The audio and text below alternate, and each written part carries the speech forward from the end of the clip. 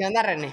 Oye, ¿viste la cantidad de comentarios que nos dejaron? O sea, como que sí ha funcionado el pedirles y por eso empezamos otra vez pidiéndoles que sí nos dejen comentarios en el podcast, pero como que en el pasado yo creo que rompimos nuestro récord Ay, de sí, la verdad. comentarios. Y aparte, a mí me emociona Eh, muchísimo leer los comentarios, me encanta. Sí, yo sí tengo, a ver, primero, o sea, me tengo que defender, ¿verdad? Porque me cuestionaron mucho que cuando grabamos el podcast pasado yo no traía ese dato y dije que, pues no me acuerdo exactamente qué dije, pero que Nissan era más grande que De Santander. Santander. Sí, me dejaron algunos mensajes ahí y aparte me mandaron también por mail que de ninguna manera que Santander era 1000 veces más grande que Nissan. Y efectivamente, o sea, Santander vale como 10 veces más, o no sé cuánto, pero muchísimo más que Nissan. Sin embargo, Nissan vende más, ¿verdad? También, o sea, depende cómo estemos midiendo a la empresa. Acuérdense que estábamos hablando de que Nissan ahora tenía un CEO mexicano, ¿no? Que por cierto, después escuché muchas críticas también, como que nosotros aquí como mexicanos nos encantó decir que Nissan tenía un CEO mexicano, pero luego escuché las críticas de la gente de la industria y dice, a ver, los problemas de Nissan en gran medida están relacionados con el line-up de vehículos que tiene y la persona que es el CEO ahora, independientemente de cuál sea su nacionalidad, era el responsable de producto. Entonces como que decían, oye, el problema es el producto y al que hiciste CEO era el responsable de los productos. Entonces como que guay, ¿verdad? Sí. Pero bueno, regresando acá. También, y fíjate, hablando de los CEOs, nos comentaron que también el CEO global de Tetra Pak es mexicano, que se llama Adolfo Oribe, que yo no lo sabía. Sí, no, yo tampoco. Pero pues nada que ver con las dimensiones de una armadora global y No, más, no, en sí, este no. caso de una japonesa. A mí me interesa luego entrarle más a fondo a este tema de Nissan. Pero bueno, en otros comentarios, o sea, lo que nos dijeron también la duda de la semana era qué tan significativo es que sea la última noticia del momento, ¿no? Más acercarnos al mundo de los breaking news y como que claramente hay un consenso que eso no es importante. Sí, lo cual me encantó, me quita un poco de presión. Creo que en el newsletter Sí, obviamente sí es mucho más importante, pero sí, y aún así el newsletter nunca he considerado que sirva para breaking news, pero claro, ahí sí tiene que ser lo de ese día, ¿no? Pero aquí al final pues le vamos a dedicar un poco más a interpretar o analizar lo que ha pasado en los últimos días. Últimamente hemos estado grabando este podcast los lunes y luego lo ponemos el jueves, pues a mí siempre me da el miedo de que se escuchen viejas algunas notas, pero vamos a tratar de que no sea así. sí, así es. Bueno, pues vamos a empezar con las... Con las breves de esta semana, empiezo yo con el caso de Nazca y Bridge Partners, una nota que pusimos en White Paper la semana pasada. Son dos firmas de Venture Capital en México. Nazca es una de las firmas, si no me equivoco, tiene dos fondos, creo que dos o tres, ¿no? Creo que dos. Nazca pues debe tener más de 10 años y de alguna forma es de las mejor posicionadas y las más conocidas en Y de México. las más Fue respetadas. inversionista sí, exacto, en Kavak, desde el mero principio, probablemente fue el primer inversionista en Kavak, en Y debe de Luna. ser de los inversionistas que mejor le ha ido con su inversión en Kavak. Sí, de hecho, hasta donde yo entiendo, vendió su participación en Kavak en alguna de las rondas, Así la es. multiplicó por muchas veces y salió, ¿no? Entonces tienes por un lado Nazca y por otro lado tienes a Bridge, que Bridge es un fondo mucho más nuevo, también de Venture Capital, que tiene la característica de que tenía como socios a muchos de los fundadores reconocidos en México, de los que ya, así sea que todavía estuvieran en sus empresas, incluyendo algunos de los principales ejecutivos de Kavak, o Daniel Vogel de Bitso, con la idea de entrar en las super early stages, ¿no? Y la nota es que se están La idea fusionando. de Bridge era hacer un Founders Fund en México, que es una tesis, me parece, de inversión muy distinta a la que tenía Nazca, por lo menos vista desde afuera, porque sí, aquí era, a ver, de founders para founders, aunque Héctor Sepúlveda de Nazca es un ex-founder, pero aquí eran muchos founders y el comité de inversión estaba compuesto por todos ellos. O sea, era un fondo muy distinto la tesis de inversión, donde todos votaban por las inversiones, a diferencia de Nazca, donde, bueno, la mayoría eran limited partners que daban su dinero y confiaban en las decisiones de Héctor, Jaime y el comité de inversión que ellos designaran, ¿no? Sí, sí, así es. Dieron a conocer que se están fusionando, ¿no? Ahora, es una fusión en el sentido que se están Entrando. juntando dos organizaciones que se dedicaban a lo mismo, aunque una nazca mucho más grande que la otra, ¿no? Que Bridge, y simplemente acuérdense que, es más, voy a poner en la liga, en la descripción del episodio, una liga a un episodio de nuestro podcast en donde explicamos el modelo de negocio de las firmas de Venture Capital, porque a veces no es tan visible, pero aquí básicamente se crea una sola organización que administra diferentes fondos, tanto los fondos que había hecho en su momento Nazca como el fondo que había hecho Bridge, y sobre todo que salen a hacer un cuarto fondo que se va a llamar Nazca, porque claramente como que es la marca mucho mejor posicionada, y pues nada, ya es una sola organización. Creo que Nazca tenía algo así como 20 empleados y Bridge como 4 o 5 y se reúnen y that's it. Yo hablé con los dos poco para entender cuál es la racional de hacer algo así. Y el concepto, lo que coinciden y pues hace sentido con lo que hemos visto en general en el mundo del venture capital es que son como que más, o al menos si lo explican ellos, son más atractivos los fondos más grandes, ¿no? Los que son capaces de administrar más dinero porque los que ¿Más invierten atractivos para quién, René? para conseguir el dinero. Acuérdense que en el fondo de Venture Capital, los que se encargan de administrarlo tienen que ir con otros inversionistas que les den el dinero que ellos a su vez van a invertir, ¿no? Entonces se vuelve como más fácil ir con los que manejan mucho dinero, que al final son pues desde fondos de pensiones y los fondos soberanos o family offices multinacionales gigantescas que no andan haciendo inversiones de 2 millones de dólares o de 5, necesitan en donde puedan caber 20, 30, 100 millones de dólares. Entonces, en ese sentido, pues como que necesitas para poder competir en ese mundo, necesitas también, pues tú estar haciendo fondos así de muchos y muchos, muchos decenas de millones de dólares. Entonces, para eso pues necesitas una organización más grande, ¿no? Y esto es algo que ha sido muy visible en Estados Unidos también, como cada vez las firmas de Venture Capital hacen fondos más grandes, ¿no? Donde está el reto es luego cómo colocas tanto dinero. Suena como que muy atractivo. Oye, pues si voy a tener ahora un fondo de 100 o 200 o 300 millones de dólares, pero los responsables de la firma ahora la tienen que invertir bien y pues no sé cómo estén los pipelines de startups en México que puedan recibir tantos millones de dólares, ¿no? Pero bueno, eso es lo que está pasando. Hablé con un par de personas también que decían, no, pero es que esto no es bueno para el ecosistema porque Hay menos Bridge fondos. como que estaba jugando, sí, Bridge estaba jugando un rol muy padre, como el de los fundadores, como que más chiquito en las startups nuevas. Igual, creo que Nazca en su momento fue eso también. Entonces, pues no sé, es de lo que estamos viendo. Que yo recuerde, no habíamos visto una fusión como tal de firmas de Venture Capital en México. Dos comentarios al respecto. La primera es que yo creo que es una pérdida para el ecosistema. O sea, hay que entender cómo lo van a seguir manejando, pero yo creo que el ecosistema sí se merece un Founders Fund. En México, en Estados Unidos ha sido el Founders Fund tremendamente exitoso porque las buenas startups buscan en sus muy, muy, muy tempranas etapas justamente al Founders Fund por todo lo que le pueden dar. Entonces, ahí como que siento que se diluye un poco. Seguro se van a lograr de alguna manera seguir manteniendo esa promesa de valor. Pero yo creo que sí, México hay un espacio para un Founders Fund puro y duro. Y la segunda cosa, y habrá que checar esto, según yo, hace unos años, Ignia tuvo como también algún tipo se juntó con Nexus. ¿Te acuerdas de esto? Para hacer un fondo en específico. Sí. Sí, es diferente. Creo que se aliaron como para hacer un fondo juntos, pero se mantuvieron como dos organizaciones separadas. Aquí se están juntando las dos organizaciones. Tienes razón. Ahora, digo, nomás por contradecirte un poco en el primer idea de que el ecosistema pierde, pues sí, porque falta pero el argumento de ellos, por otro lado, es, pues sí, pero por otro lado, hay un fondo que tiene capacidad de traer más lana a México, ¿no? O sea, porque tiene más credibilidad de que es una organización más grande. Pues como que tiene un lado y otro. Sí, sus pros y sus contras. Tiene sus pros y sus contras. Vamos a ver qué pasa. La realidad es que no es ninguna sorpresa que el tema de Venture Capital en México ha estado muy complicado en los últimos años, pero existe, ¿no? Ya existe y va a seguir existiendo y ya hay startups que crecieron mucho y que siguen estando muy grandes y algunas van a seguir requiriendo inversión. Entonces, existe el ecosistema que eso de por sí ya es muy valioso, ¿no? Sí, totalmente. Otra nota que nos gustó muchísimo, sacó CNBC una nota donde en Estados Unidos el 30% de los puestos ejecutivos de los family offices son ocupados por mujeres. Y además, para mí, el único puesto realmente importante en un family office, que es el Chief Investment Officer, muchas veces ya está siendo ocupado por mujeres, como en los family offices de la familia de Michael Dell, de Sergey Brin, que es el fundador de Google, de Len Blavatnik y de Lucas Walton, de la familia Walmart, entre otros. Por varias razones me encantó, pero una de las que me gustó es porque firmas como Ellevest, que se han dedicado a estudiar el comportamiento de las mujeres y los hombres como inversionistas, se han dado cuenta que las mujeres son más cuidadosas al invertir, o sea, tienen menos esto que le llaman reckless behavior, ¿no? O sea, como hacen menos Sí, más apuestas a lo loco. pacientes. Eso, son dos Sí. cosas. O sea, y son más pacientes, no se salen al primer hervor de las inversiones y como cualquier persona que ha estudiado un poco sobre inversiones sabe, en general estas dos características, ¿no? Ser más cautelosas y tener más paciencia es una buena combinación en el largo plazo para el retorno de inversión. Entonces, aunque las mujeres invierten mucho menos, en general su track record en el largo plazo es mayor en cuanto a estabilidad. No están en el top tier de los mejores inversionistas del mundo, porque para tener la mejor inversión a veces necesitas asumir muchos más riesgos, pero sí están en el sweet spot, ¿no? Que tienen un buen balance entre riesgo y rendimiento, o sea, como en la frontera eficiente, si nos ponemos muy nerds aquí.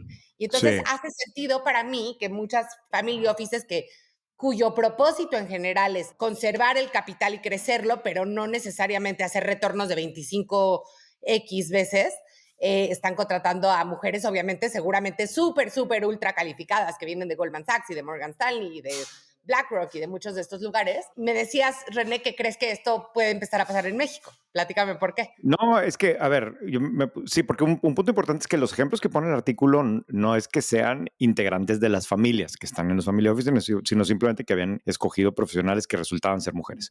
O sea, no es la hija. Los ejemplos que ponían no eran las hijas. O sea, no sé, yo quiero suponer igual que la lógica del tipo de comportamiento desde un punto de vista de inversiones que tiene un family office, pudieran preferir a alguien que fuera mucho más tranquilo, mucho más conservador en muchos sentidos, y en ese sentido creo que van a encontrarse a veces con más opciones desde el punto de vista de mujeres. Pero yo me a pensar, a ver, pues yo conozco algunas family offices aquí en Monterrey, algunas en México. Hasta donde yo recuerdo no hay realmente mujeres en los principales puestos. Hay un caso en particular que sí me viene a la mente que creo que sí lo dirige una mujer que no es propiamente familiar. No, dos casos de hecho. Y si son dos casos, considerando el número de family office en México, ya sería significativo. Pero a mí me hace sentido que aquí podamos empezar a ver un cambio. Si alguien sabe de family offices en México, en donde la persona responsable de las inversiones o alguno de los principales puestos que no sea propiamente la fundación, porque siempre nos mandan ese ejemplo, que esté dirigido por una mujer, estaría súper interesante. ¿Tú sabes cómo les pagan a estos Chief Investment Officers de un family office? Me imagino que tiene que haber un componente muy importante que es variable, ¿no? Sí, sí, por lo general, y en el artículo también mencionaban algo del tema, pero para poder atraer al calibre de personas que están atrayendo en Estados Unidos Family Offices, les tienen que pagar como esa persona ganaría en la banca de inversión del banco, que normalmente vienen de ahí, ¿verdad? Pues sí, tienen un carry o así, no sé si el tema del carry funcione como tal para un Family Office, pero sí tienen que tener una parte de compensación variable importante, ¿verdad? Claro. Hace mucho tiempo que René y yo discutíamos mucho de si hacer un deep dive de family offices o no. Al final, pues ya no lo hicimos, pero Lo podemos hacer. Hay un artículo en White Paper sobre, un par de artículos, si no me equivoco, en White Paper, incluso el primer año de los Family Offices de Monterrey en su momento, de cómo funcionaban. Y es un vehículo relativamente raro. No hay tantos en este país, pero por otro lado sí hay muchos.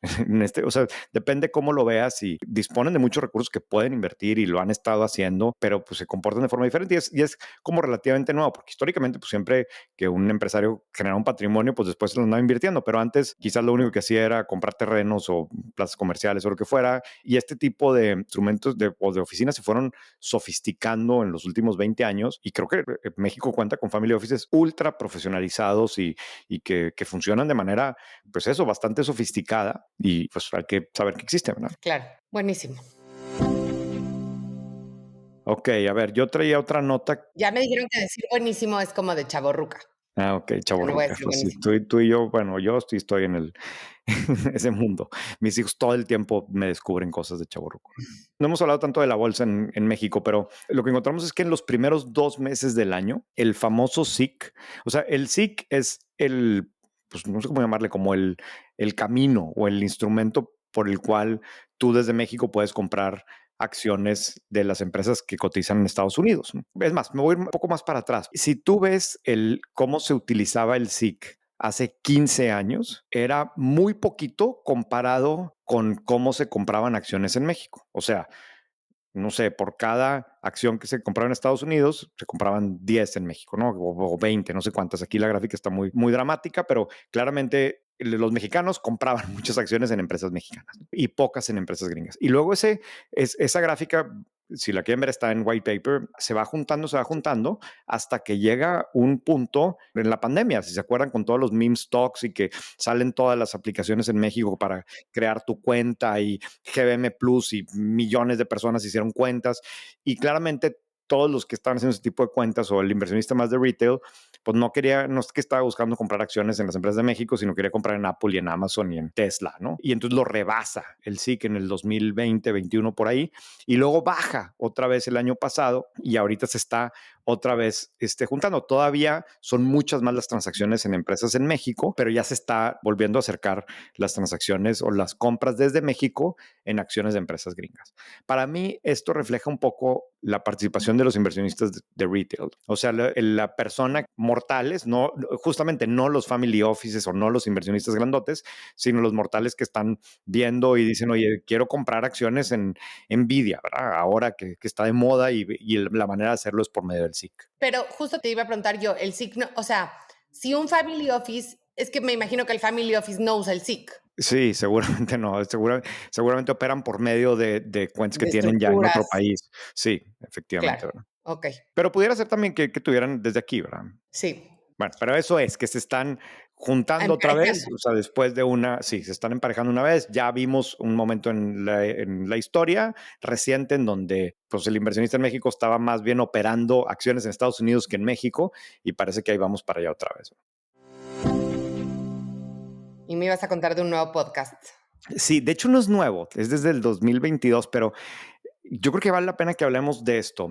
Jim Farley, el CEO de Ford, tiene un podcast donde él es el host y entrevista pues, todo tipo de personalidades. Hace poquito entrevistó a Gronkowski, muchos deportistas, artistas, otros empresarios. Se llama Drive el podcast. Está bueno el nombre. Por supuesto, ¿no? Pero de todo, ¿no? O sea, comediantes hasta CEOs. Y justo antes de empezar a grabar, Carla y yo discutíamos de este punto. O sea, ¿hace sentido que el CEO de una armadora global, que además, pues no es como que está en su mejor momento, lleva varios años relativamente complicada, Ford, que el CEO le dedique tiempo a tener un podcast donde él está entrevistando gente, ¿no? Y hay como que muchos argumentos a favor y en contra, porque por un lado dices, pues sí, ¿qué está haciendo ahí, verdad? ¿Para qué se está dedicando a esto? Pero por otro lado, y eso es algo en lo que yo sí creo, está creando una conexión directa con una parte de la audiencia que algunos van a ser clientes, la gran mayoría probablemente no, pero está creando un canal de comunicación directo que no tiene que pasar por nadie más, ¿no? Y justo el caso de Tesla hoy no es como que buen ejemplo de utilizarlo, pero se nos olvida, o más bien, hoy está súper de moda, ahorita lo vamos a preguntar después, que lo que hace Elon Musk está afectando a la marca, pero hace 10 años o 8 años al revés, era muy famoso que Tesla no invertía ni un solo dólar en su publicidad y aún así crecía y crecía porque justamente lo que Elon Musk había logrado era crear como que esta audiencia que era ultra fan y que le compraba todo lo que el señor decía, ¿no? Evidentemente el caso de Jim Farley y de Ford está muy lejos de pasar con lo de Elon Musk, pero es un poco de la misma lógica. Quiero darle una cara a la marca, quiero darle una cara a la empresa, quiero ponerlo frente del consumidor común y corriente. O sea, Me yo estás cero viendo, estoy me de estás acuerdo. viendo con cara de escepticismo bestial. Cero estoy de acuerdo. A ver, para empezar, el señor tiene 153 likes en su podcast en Spotify, ¿sí? Como contexto, nosotros tenemos como 450, ¿no? Ok. Digo, a mí me encantaría entender quién produce este podcast y con el dinero de quién se hace. Si lo hace Ford, yo, si soy accionista de Ford, estaría sumamente en descontento, porque entiendo lo que dices, y sí es cierto que hay muchas marcas que están fuertísimamente ligadas o a sus ejecutivos o a sus founders. Tesla es una de ellas, ahora Mark Zuckerberg en Meta cada vez con un perfil más alto, incluso Sheryl Sandberg en su momento con Meta, Sarah Blakely con Spanx, Kim Kardashian. Todos, Jeff Kim, Bezos, Warren Buffett, todos son grandes comunicadores. grandes comunicadores, pero creo que es primero ser grande comunicador. Bueno, no sé si es primero porque Mark Zuckerberg no era un gran comunicador, pero, o sea, perdón, pero Jim, whatever his name is, nadie sabe quién es, ¿sí? No, Carla, sí, todos sabemos quién es. Pero O sea, nadie sabe. Tú y tus tres amigos. es el CEO de Ford. O sea, no llegas a ser CEO de Ford si no tienes una gran capacidad para venderte, ¿verdad? Pues, obviamente, pero la verdad es que su podcast se ve aburridísimo. O sea, ¿por qué tiene que entrevistar aquí estaba viendo, ¿no? ¿Cómo se llama al doctor Sanjay Gupta y a Kelly Clarkson, la de American Idol? O sea, no, cero se me hace pérdida de tiempo, se me hace súper self-serving. Se me hace que fue una pésima idea de alguien de PR en su... Es más, ni siquiera, seguro fue de él, pero hizo que pareciera que era de alguien de PR y luego dijo así como muy humildemente así de, bueno, la verdad es que a mí no me gusta el spotlight, pero lo hago por Ford. Y no creo que haya movido ni una décima, ni la acción de Ford, porque aparte no necesariamente hablan de cosas que tienen que ver con... Algunas sí, por ejemplo, aquí hablan de From Strollers to Supercars. No, yo me eché un par de episodios, y sí, o sea, mezcla todo tipo de temas. incluyendo temas automotrices. Pero, a ver, sí, yo no había visto lo que... No tienen comentarios. Sí, o sea, esa parte no había visto esto que dijiste del número de likes y demás, que entonces sí dices, oye, 3 años después estás ahí, pues a lo mejor sí lo tienes que dejar de hacer o no funcionó. Pero a mí sí me gusta el concepto de ponerle cara a la empresa. Sí. O sea, una de las cosas que nos la pasamos diciendo aquí es que necesitamos que los empresarios estén presentes, lo vamos a hablar ahora con el Deep Dive, y esta es una forma de hacerlo. O sea, yo me ponía a pensar, creo que lo mencionamos en este podcast, no me acuerdo, pero hace algunos meses que un activist investor se metió en Southwest y que hoy estamos viendo los cambios en Southwest, la estrategia que siguieron estos tipos fue lanzar un podcast. Pero Y para era, hablar de los temas que eran importantes en ese momento, no para entrevistar a Kelly exacto, Clarkson. O sea, exacto. a ver, y yo estoy de acuerdo, ¿eh? Pero creo que es muy diferente que tú como CEO de Ford vayas y te pongas, o sea, que vayan a darle una entrevista a Profesor Galloway de por qué Ford ha perdido todo su caché o por qué en México hoy en día MG vende más que Ford o yo qué sé, ¿no? Pero no me gustó. O sea, el diablo está en los detalles. Y siento Sí, que aquí es un espacio de él para él hacerse autopromoción para que el día que lo corran de Ford, por lo menos ya la gente sepa quién es. No me gustó. de hecho, lo hablamos también hace poco, ¿no? Que el gobernador de California también estaba creando lo mismo, un podcast en donde él está entrevistando a otros políticos. O sea, para ti esto es más parecido al CEO de Goldman Sachs, que es DJ, que Claro, eso pues, no tiene nada que ver. claro, pero fíjate qué importante ejemplo. El CEO que es de Goldman Sachs, que es DJ Sal, ¿no? Sí, Saul. Que creo que es medianamente exitoso, digo, para ser un señor de 60 años, Ujú. pero eso lo hace con su lana y en su tiempo y sin la marca de Goldman Sachs. Este podcast está producido por Ford, ya vi, y seguramente lo hacen en el tiempo de Ford, con el dinero de Ford. Entonces, una cosa es que tengas un hobby perfecto, espectacular. Otra cosa es que uses a la maquinaria de la empresa para hacer tu hobby. De acuerdo. Yo creo que si te pones a ver, no tengo ni la menor idea, voy a estar suponiendo, pero si te pones a ver los presupuestos de marketing de Ford, debe ser Sí, a decir nada. el esfuerzo más rentable, incluso te diría, ¿verdad? Comparado con lo que gastan en todas las demás cosas. Pero Sí, pero también me imagino perfecto la junta de marketing, ya sabes, el CMO presentándole al CEO y el CMO ha de dedicar una cantidad desproporcionada de su tiempo en el podcastcito del CEO, porque pues es del CEO. Entonces, sí. no me gusta. Muy bien. Y digo, nomás para acabarte de molestar, le están metiendo lana a la publicidad. O sea, yo me enteré porque en otros podcasts que escucho yo lo están anunciando. Pero bueno, ya Sí. no hay más del tema. Vámonos a la duda de la semana. Y de hecho está relacionado justo con esto, ¿no? Hace unos días pusimos en White Paper esta pregunta y ahora la quiero hacer en el podcast. Seguramente han visto cómo Tesla en Estados Unidos está muy cuestionada los resultados el año pasado, después de varios años de estar creciendo de manera acelerada. El año pasado finalmente bajó un poco, o sea, no solamente no creció, sino que disminuyó un poco. Los resultados preliminares de cómo va el año parece que se ven malísimos, en particular porque en Europa hay muchos boicots en contra de Tesla. Pero específicamente el dato que llamó la atención y que por eso lo pusimos en White Paper es que al parecer este año se ha triplicado el número de Teslas que la gente va a cambiar a la agencia. O sea, cuando quieres comprar un auto nuevo, ya ves que pues puede ser que quieras llevar y que te lo tomen en la agencia, ¿no? El año pasado, pues esto es una cifra microscópica, la gente que llegaba con un Tesla y ahora se triplicó en estos meses. Entonces, para mí la gran duda es si esto que se está viendo en Estados Unidos, en donde Elon Musk pues, es como que el gran cómplice de Trump en todas las cosas que está haciendo, y México es o uno de los principales targets o afectados o como queramos ver del tema de Trump, ¿le perjudicará aquí eso a Tesla o no? Tesla nunca ha presentado resultados no, nunca ha desglosado cuánto vende en México, pero es evidente que en algunos mercados en particular Tesla ha crecido de manera exponencial y que le ha robado demasiada participación a las marcas premium. Obviamente estamos hablando dentro de un submercado en México, ¿no? Pero es muy evidente que Tesla pues, ha quedado con una buena participación del mercado premium en México. Y pues ahora pensando en lo que ha pasado en la relación entre Estados Unidos y México y el rol que juega Elon Musk en todo esto, ¿le impactará eso en México o no? Claro, yo creo, o sea, es interesante, por ejemplo, ya hablaste un poquito de lo que se puede medir, ¿no? De los tradings, pero cualitativamente no sé si te han salido algunos posts en Instagram de estas bumper stickers que se medio Sí, pusieron de moda, digo, no sé cuántas se habrán vendido, ¿verdad? Pero que dicen, I bought my Tesla before, Elon went crazy. ajá, exacto, que se me hace muy simpático.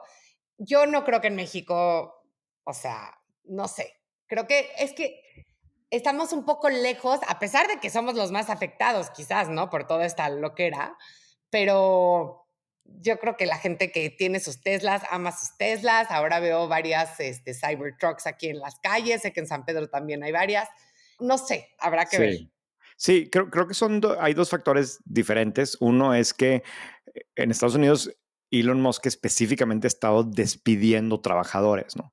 Y entonces como que es más fácil el despedido, su familia, sus círculos cercanos que sienten injusto que a partir de ahí se genere esto, o la gente que se quiere simplemente ver solidaria. Y aquí pues no es que Elon Musk esté despidiendo gente. Puede pasar que al final del día no es que Elon Musk venga a despedir, sino el tema de los aranceles terminen despidos y indirectamente le pegue a Elon Musk.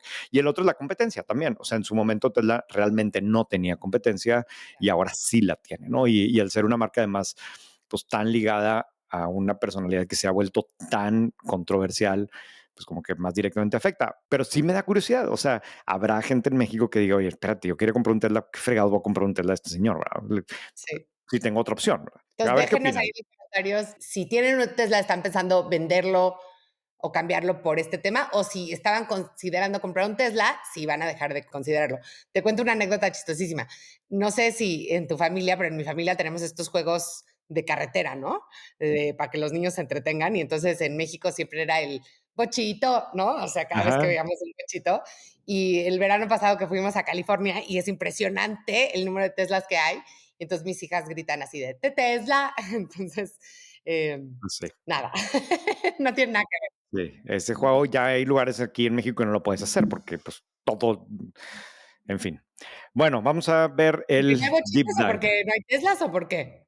O sea, de Teslas. No, al revés, el del bochito está padre porque no hay, entonces pues si ves uno es mucha emoción, Sí, sí, sí. pero ver Teslas como si fuera un vehículo raro, pues no es, ¿verdad? Porque no Sí, lo sí. es la realidad. En ciertas zonas de San Pedro, a la hora del colegio, pues ¿Puro no, Tesla? puro Tesla. Mira, no, la verdad aquí en la Sí. CDMX son bastante escasos todavía.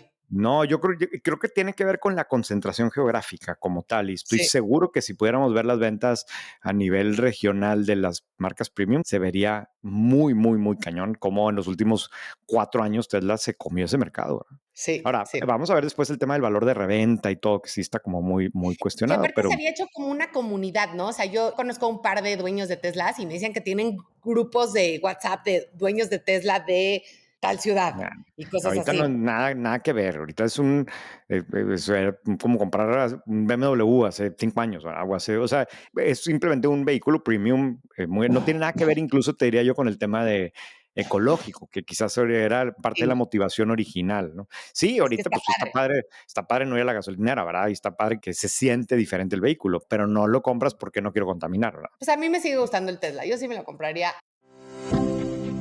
Bueno, y hoy vamos a hacer un deep dive que es como una bonita continuación a un tema que empezamos a platicar la semana pasada, donde hablamos de este evento que fuimos René y yo, de cuál es el rol de las empresas en la sociedad. Y a raíz de eso recibimos un par de comentarios de un tema que se llama salario digno, ¿no? Y es un tema que han Ingreso estado, digno. perdóname, ingreso digno, que han estado hablando mucho entre ciertos círculos empresariales en México.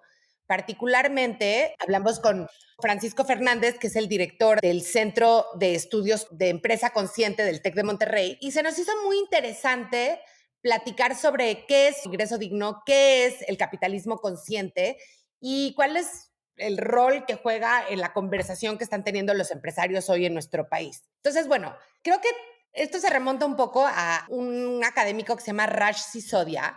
Raj Sisodia es un chavo que en los 90 estaba haciendo su tesis doctoral de marketing, es obviamente hindú por su nombre o de origen hindú, y una de las cosas que encontró es que en los 90, estamos hablando de la década que se le conoce como la década del greed, es la década donde salió la película de Gordon Gekko de Wall Street y todo esto era como wow, ¿no?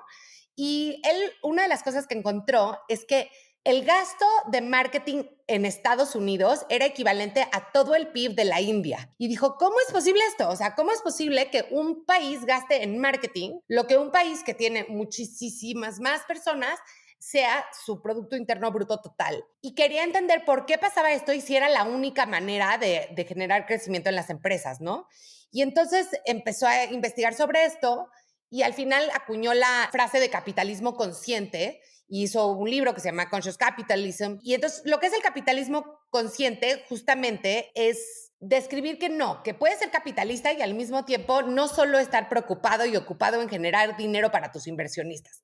La manera en la que lo dice, que a mí me gustó mucho, es que las empresas tienen que existir más allá de por generar utilidades, que claro que tienen que generar utilidades, que las utilidades son como el oxígeno, lo necesitas para vivir, pero nadie vive para respirar. Y se me hizo una metáfora increíble. Y entonces, básicamente, el capitalismo consciente tiene 4 principios, ¿no?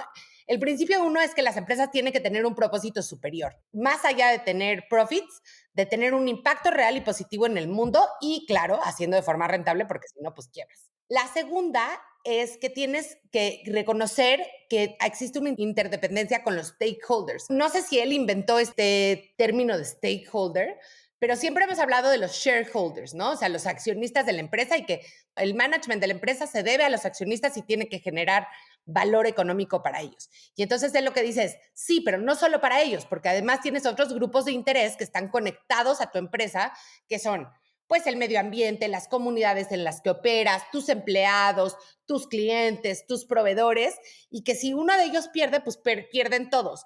Y creo que, o sea, hoy en día lo tenemos bastante como más escuchado, pero si lo piensas es un concepto bastante revolucionario, porque pues no sé, a inicios del siglo pasado, cuando empezó la revolución industrial, pues explotabas las minas y le valía al empresario uno, me imagino que individualmente habrá muchos que sí les importaba, pero a nivel macro no les importaba, uno, si estaban contaminando el agua de los ríos que pasaban cerca de las minas, ni dos, cuántos mineros se morían asfixiados o por los accidentes en las minas o por los efectos de largo plazo en su salud por respirar dióxido de carbono. Y entonces sí es bastante revolucionario decir, no, no, no, la empresa también es responsable por todo lo que pasa a su alrededor. El tercer principio es liderazgo consciente, que es justamente cómo necesitas que el líder no solo le responda a sus accionistas, sino a todos los demás. Y el cuarto que me encanta es que sea una cultura de genuino cuidado, o sea, que no nada más tienes que hacer las cosas porque se ven bonitas,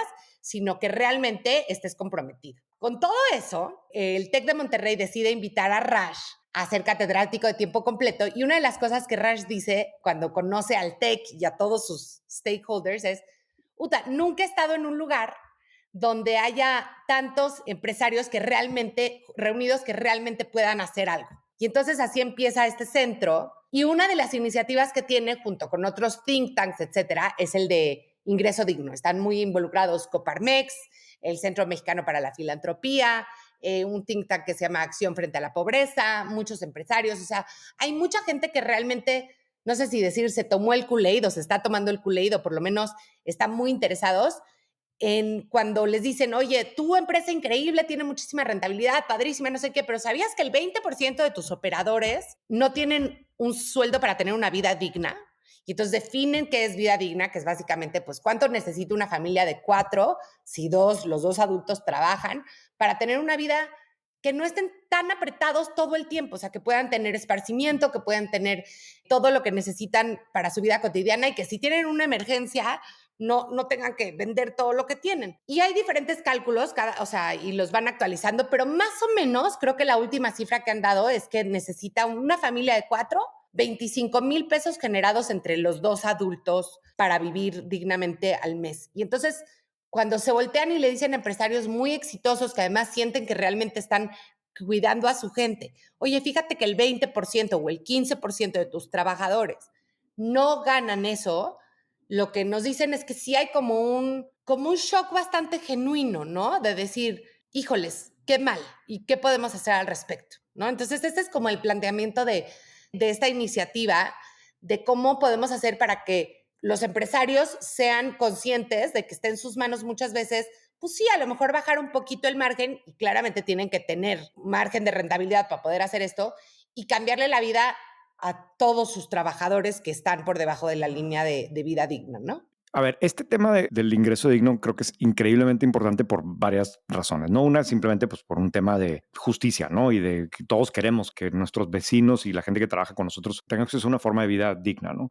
Pero como bien señalabas, Carla, pues también tiene sus matices, ¿no? Porque en el caso del centro del TEC que he estado trabajando, a mí me encanta que nos hablan siempre de algunos ejemplos de empresas que tomaron esta decisión desde hace algunos años, ¿no? El ejemplo de Corporación Zapata o el de Merco, pero luego como que son los únicos ejemplos que hay o los únicos que fueron así tan conscientes, pero me genera como que sentimientos encontrados, porque el caso de los supermercados Merco, yo escribí un artículo hace como 5 años, yo creo, al mero principio de White Paper, y era súper interesante porque es una cadena regional de supermercados que en el mundo de los Sorianas y de Walmex es como que muy difícil competir para alguien que no sé cuántas sucursales tiene ahora, pero no son muchas comparado con las cadenas grandotas. Y aún así han sido súper exitosos. Y su fórmula es que desde hace algunos años dijeron, oye, nuestro diferenciador es que vamos a ser los que mejor le pagamos a los empleados. En el mundo del retail vamos a ser los que mejor pagamos. Y en el mundo del retail, como todo mundo sabe, la rotación es altísima y en el caso de Merco la rotación es mucho más baja y eso pues, se convierte en ahorros para la empresa y las tiendas sean mejor y demás. Y es como que el diferenciador de Merco, ¿no?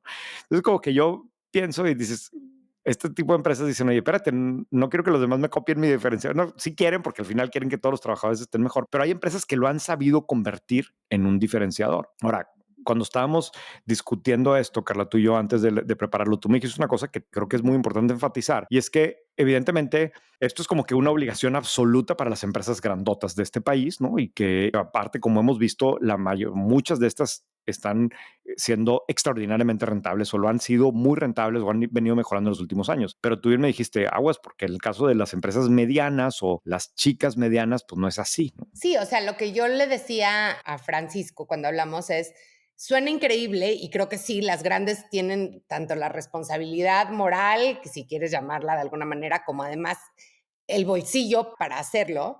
Sin embargo, a veces creo que cuando decimos empresarios, metemos a todos los empresarios en la misma cubeta, ¿no? Y siempre pensamos en este señor que tiene una super oficina y que se va de viaje a 1000 lugares y que no le paga bien a sus empleados.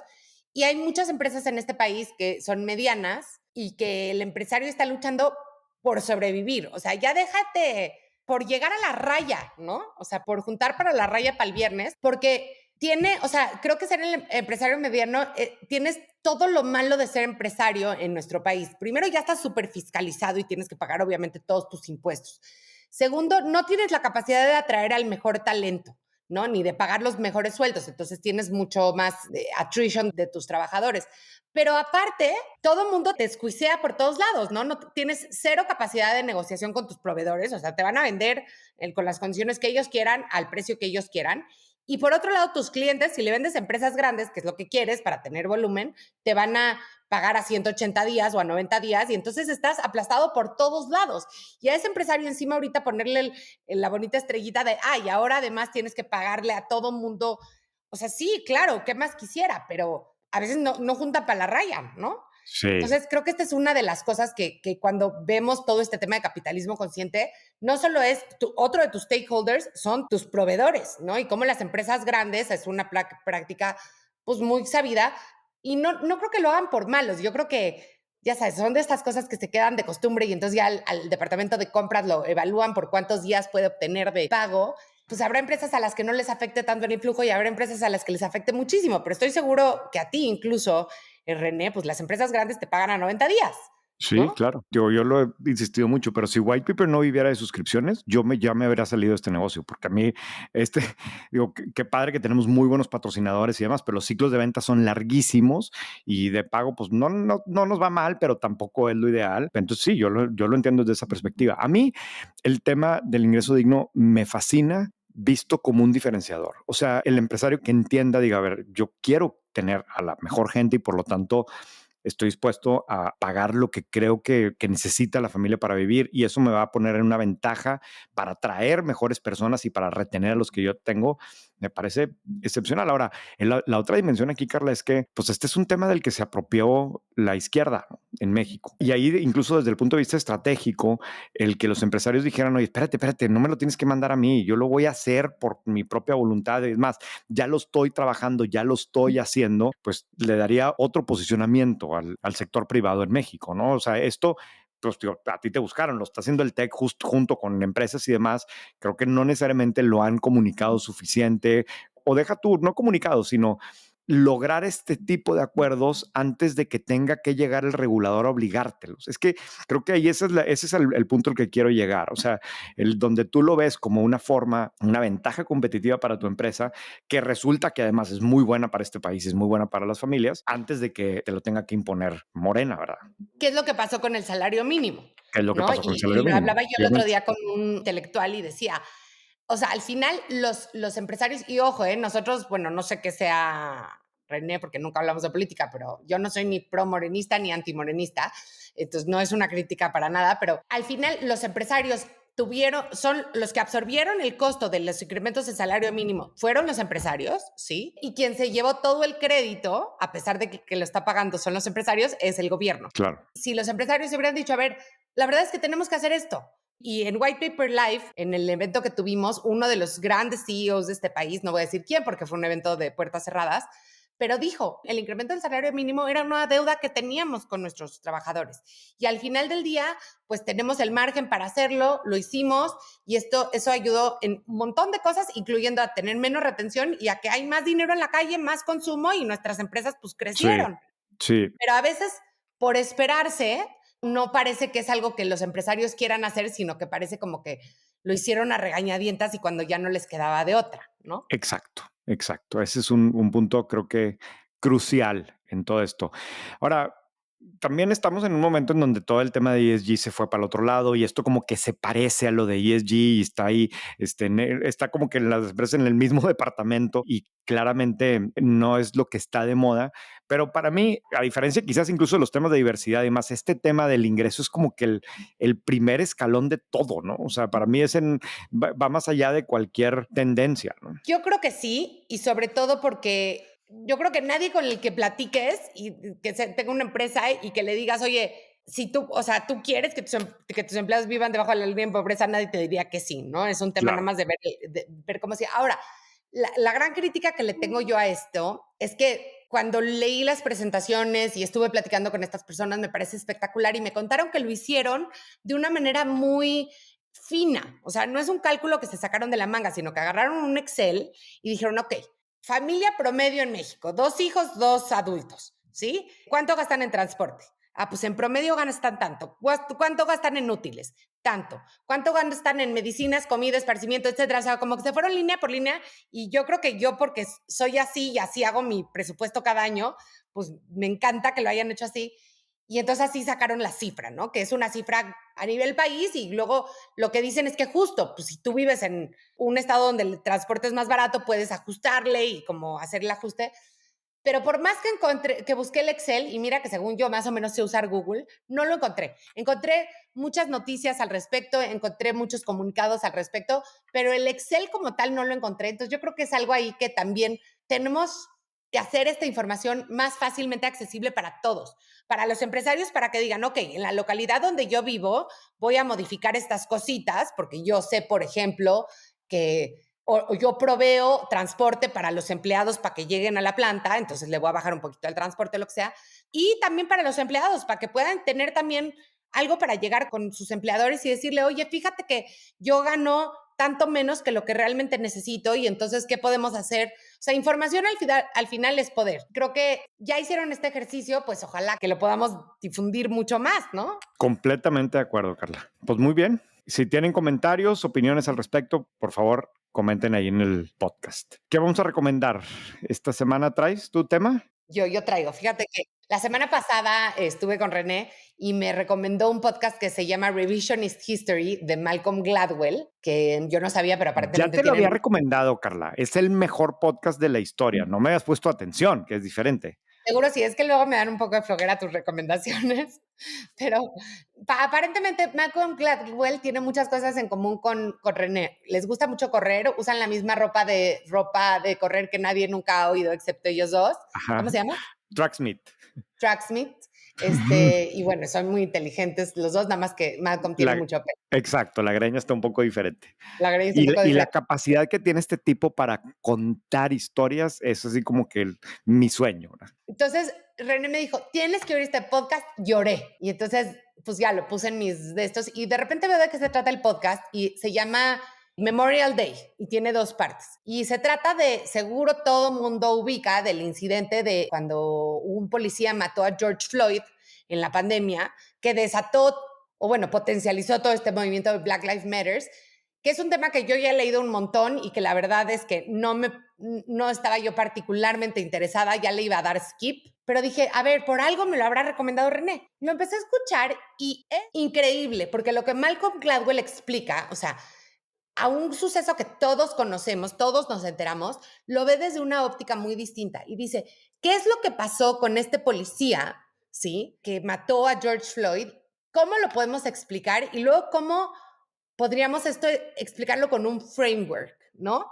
Y entonces habla de un framework que se llama Fat Tail Distribution o distribución de cola larga, que básicamente yo que no soy muy buena para aprender cuando escucho, me gusta mucho más leer, lo que yo entiendo es que una campana de Gauss, una distribución normal, pues tiene las dos colitas flaquitas, ¿no? La de antes de la distribución normal y la de después.